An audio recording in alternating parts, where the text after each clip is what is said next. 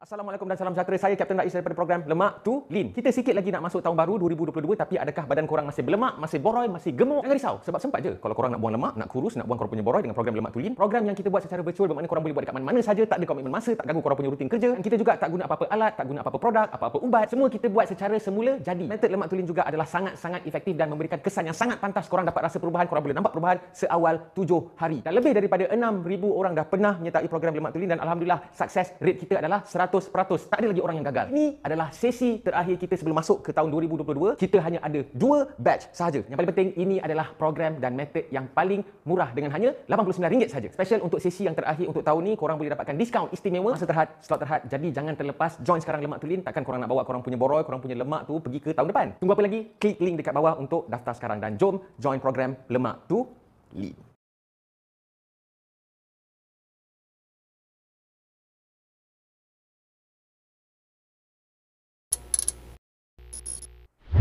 Assalamualaikum. Salam sejahtera. Apa hal korang? Selamat datang ke dalam channel YouTube Rais Hamid Arish TV dan masih lagi bersama dengan YouTuber korang yang sempoi-sempoi je, tak ada studio, tak ada apa, tak ada green screen. Okay, shoot kat rumah atas sofa je, iaitu Rais Hamid. Apa hal korang? Check it out now. Ya bedu-bedu. Let's go.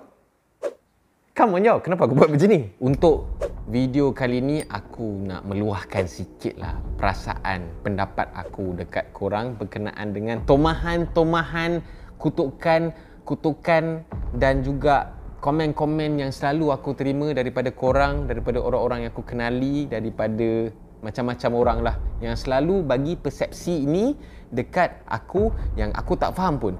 Kenapa ada pemikiran yang macam ni? Mungkin normal orang Malaysia semua berfikiran macam ni, wallahualam. Tapi sebelum tu, korang janganlah lupa, okey? Hari-hari aku akan remind korang, okey? Untuk tekan butang subscribe yang berada dekat bawah ni. Contoh dekat sini, kalau korang buta tuli sangat, tak tahu butang subscribe tu rupa dia macam mana, supaya kita cepat untuk sampai ke 500,000 subscriber, insya-Allah. Go go go go.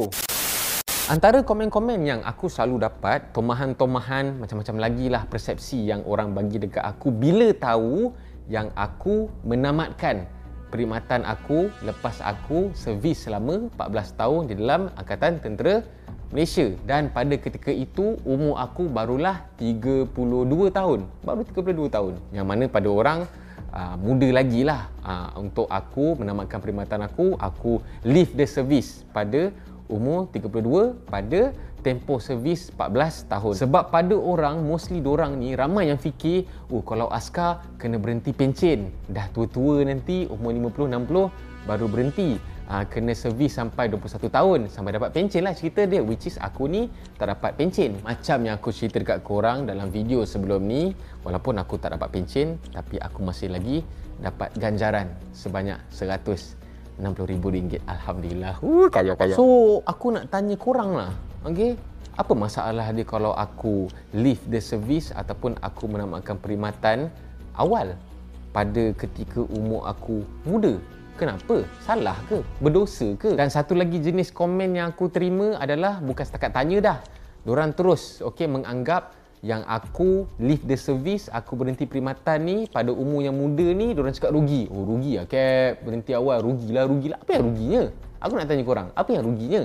Apa yang rugi? Adakah aku di kalangan orang-orang yang beruntung sekiranya aku meneruskan perkhidmatan aku sampai aku pencen? First yang mungkin lah, kalau aku ada power nak betulkan korang punya mindset, korang punya pemikiran ni berkenaan dengan aku rugilah berhenti awal, aku ni bodoh lah berhenti awal. Yang lagi best tu ada yang anggap aku ni tak disambungkan perkhidmatan sebab aku ada masalah dalam servis. Aku ni buat hal, rekod tak baik. Aduh, yang tu korang boleh tengok video sebelum ni. Aku terangkan kenapa aku berhenti 14 tahun dari segi orang kata perkhidmatan lah. Benda yang aku nak betulkan korang punya pemikirannya adalah, kalau korang rasa rugi, yang aku assume mungkin korang anggap rugi dari segi duit lah. Okey, kalau dalam tentera ni orang pun tahu kerja stabil, tiap-tiap bulan pun dapat gaji, dapat bonus, dapat itu, allowance, macam-macam lagi. Semakin kau naik pangkat, semakin lama kau dalam servis, kau akan dapat kenaikan gaji. Lepas tu sekarang ni tentera pun boleh tahan juga gaji dia. Sedap, best gaji dalam tentera ni. Lepas tu kalau korang kerja lama, meet the requirement, untuk dapat pencen, and then berhenti dapat pencen pula.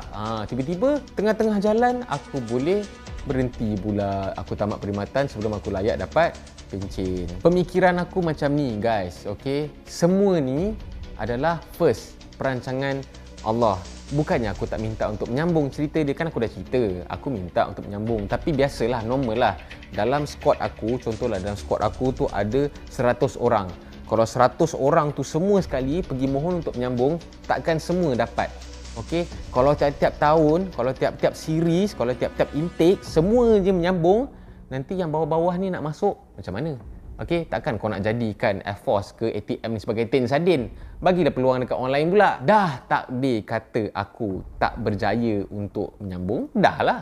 Okey, bukannya aku berhenti pasal ada kes ke, aku kena buang ke benda ke, aku berhenti dengan cara yang terhormat.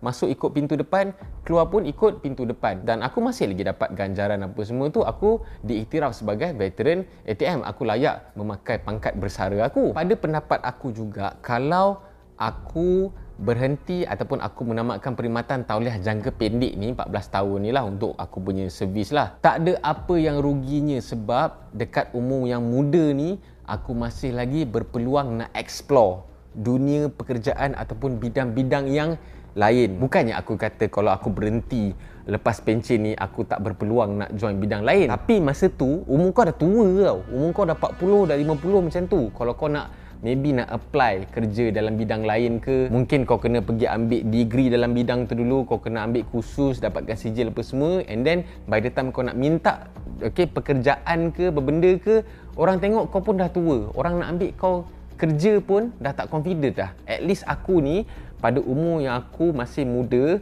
orang kata still pemikiran tu fresh, boleh bagi idea-idea yang baru, masih ada energi dan sebagainya. At least kalau orang nak ambil aku bekerja pun tak ada masalah. Dan telah pun dibuktikan lah, alhamdulillah, dengan izin Allah juga.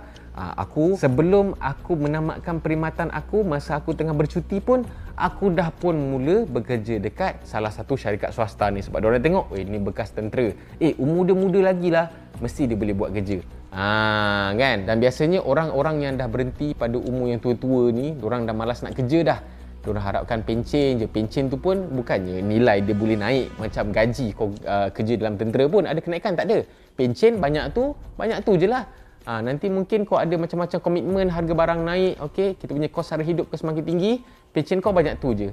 Lambat laun kau akan fikir juga macam mana aku nak tambah pendapatan aku. Dan juga lastly yang paling senang lah, rezeki ni bukan ATM yang bagi. Itu bukan aku kutuk ATM, tapi itulah realitinya. Kau kena terima, rezeki tu daripada Allah, dan rezeki tu dekat mana-mana, dan rezeki Allah tu sangat-sangatlah maha luas, dan kau kena cari je. Tak semestinya dalam ATM. Mungkin orang nampak ATM ni stable lah, apa benda dan sebagainya, tapi kalau Allah cakap rezeki kau sampai tu je dalam ATM, sampai tu je lah. Bila kau keluar nanti, kau carilah rezeki dekat tempat lain, kan? Rezeki dekat mana-mana, as long as benda tu halal. Dan insya-Allah Allah akan bagi rezeki yang mencukupi untuk engkau melaksanakan tanggungjawab engkau sebagai bapa ke, sebagai anak yang jaga mak bapak ke, insya-Allah. Jadi bab rezeki, bab income tu korang jangan risau lah. Alhamdulillah aku dah 3 tahun berhenti, Allah bagi aku rezeki yang cukup untuk menampung keseluruhan tanggungjawab aku sebagai apa pun aku punya role dekat dunia ni. Alhamdulillah juga aku tak ada masalah kewangan untuk nak menjaga bapa aku. Bukan pasal aku hebat, bukan pasal aku ni terror dalam bisnes ke, bisnes yang aku buat ni bagus ke, produk yang bagus ke, benda ke, tak ada. Semuanya adalah daripada Allah jua, daripada Allah semata-mata. Bukan pasal aku hebat pun. Mungkin asbab je lah, aku berusaha dan sebagainya.